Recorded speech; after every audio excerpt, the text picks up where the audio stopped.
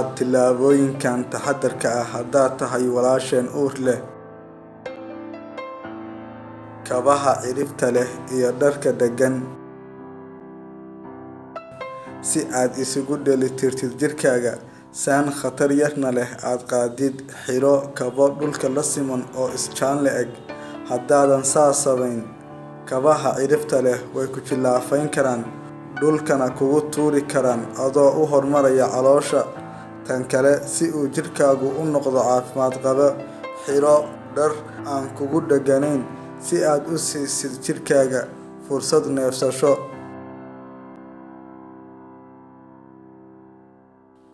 Galmada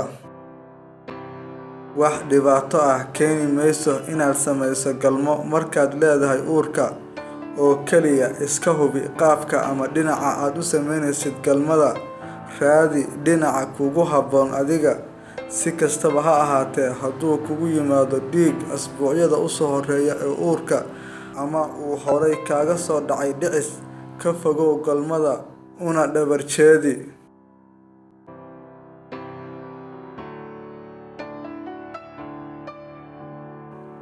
Badso saacadaha hurdada.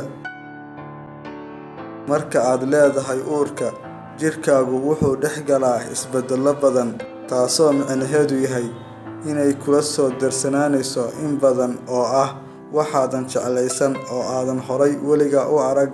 Tani waa sababta lagama maarmaanka ah inaad seexatid 8 saacadood habeen kasta.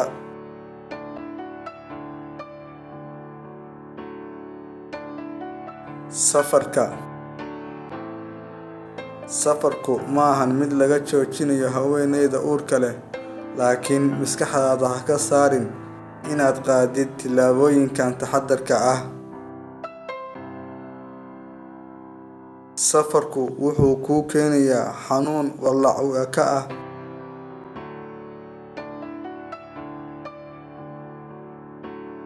Ka fogow inaad safar xagga hawada ah aad samaysid markaad gaadhid 7 bilood.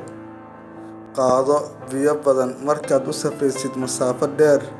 Hal qaabna ha u fadhiisan muddada dheer ee aad ku jirtid safarka. Markaad samaynaysid safar caalami ah, ka warhay tallaalada lagu marsiinayo iyo saameynta ay u keenayso adiga iyo dhallaankaba.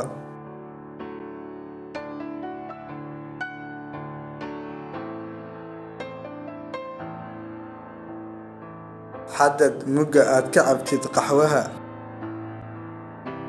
Cabitaanka badan ee qaxwaha inta aad leedahay uurka wuxuu kuu soo jiidi karaa wadne garaac iyo hurdo wareer. Culimada sayniska ayaa qaarkood aaminsan isticmaalka badan ee qaxwaha markaad leedahay uurka uu kuu keeni karo ilmo aan dhammaystirnayn ama inuu dhallaanku ku dhasho cudurro uu ka soo qaaday uurka.